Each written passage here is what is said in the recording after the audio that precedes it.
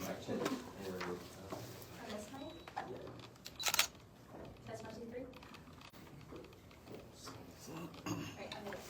Thanks everyone for being here. Before we get started with the business before us, I just want to share that I'm sure a lot of you as well have received the news of the unfortunate passing of former Arizona Senator Jack Jackson Sr. He was a visionary leader for the Navajo Nation and a champion for the rights of Indigenous communities in Arizona. So I want to extend my condolences to his family, to my former colleague and friend, Senator Jack Jackson Jr., the Navajo Nation, and all those who were touched by his leadership. And I'd like for us to pause for a moment as well to honor his legacy.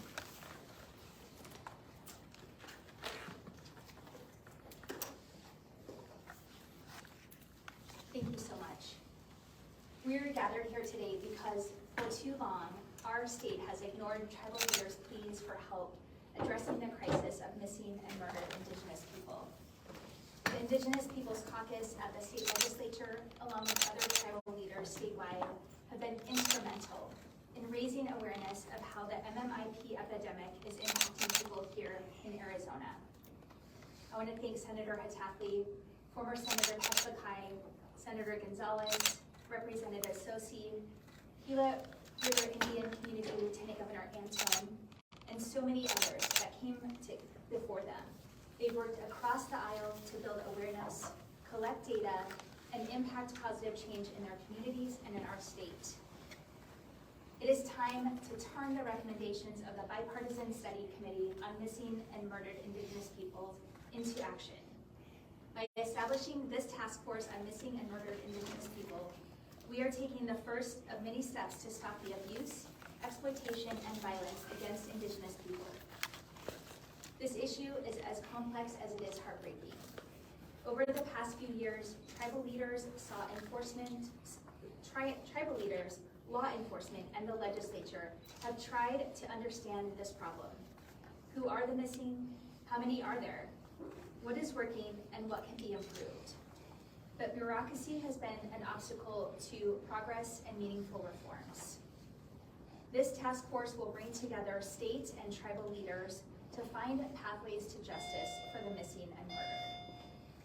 This step is one of many that my administration will be taking to stop the violence against tribal members. We will continue to work to deliver justice to the victims and their families, and to ensure that not one more Indigenous man, woman, or child is a target of violence, abuse, or exploitation. Thank you so much.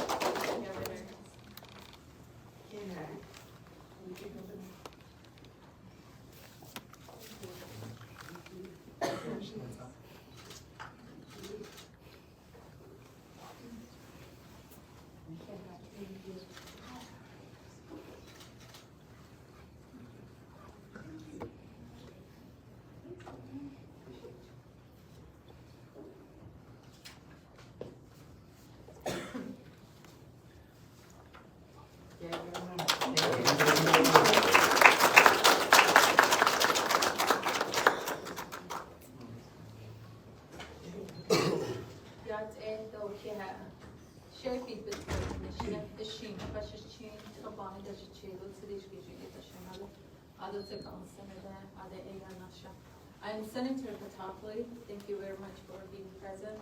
I want to extend my thanks to the media who are attending today and for helping to bring attention to the future work of this task force. This issue is extremely important to our tribal communities who are relying on this work to be done. I also want to extend my sincere thanks to the governor for making this possible in partnership with all the community leaders who have continued to sound the alarm on the issues that our Indigenous communities are facing. Thank you, Governor Hobbs. This task force will build on the work of the ad hoc committee on missing and murdered Indigenous peoples that has met through the state for the last 2 years to look into the systems and structures that are failing our Native American communities across the state. This committee did the hard work and brought forth recommendations to help improve and better serve victims and communities to look for gaps which allow crimes against many vulnerable communities to go unprosecuted and without investigations. This task force will build on the work and tackle a number of areas surrounding the missing and murdered Indigenous peoples epidemic, some of which includes collaborating with state, federal, and tribal agencies to address the recommendations of this task force. I am happy to announce that it will also include the following members, all of which I am grateful to look forward to in supporting my role as the task force chair.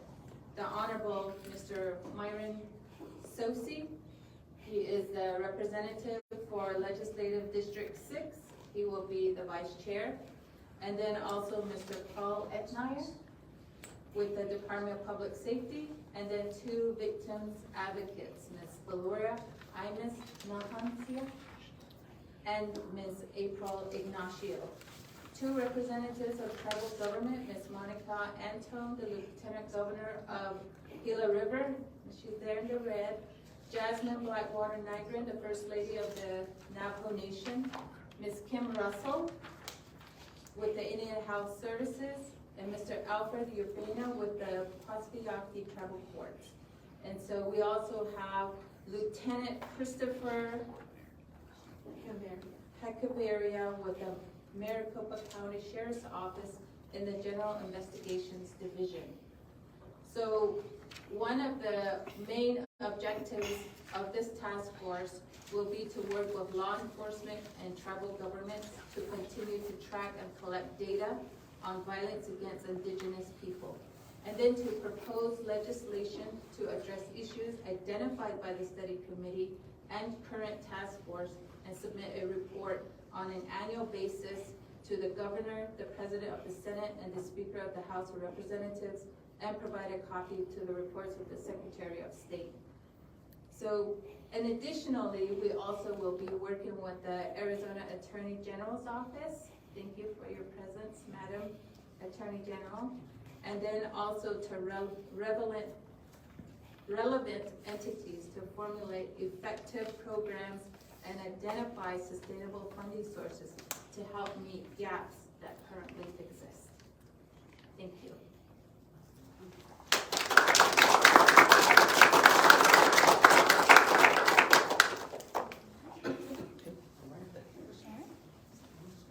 Does anyone have any questions? Yes.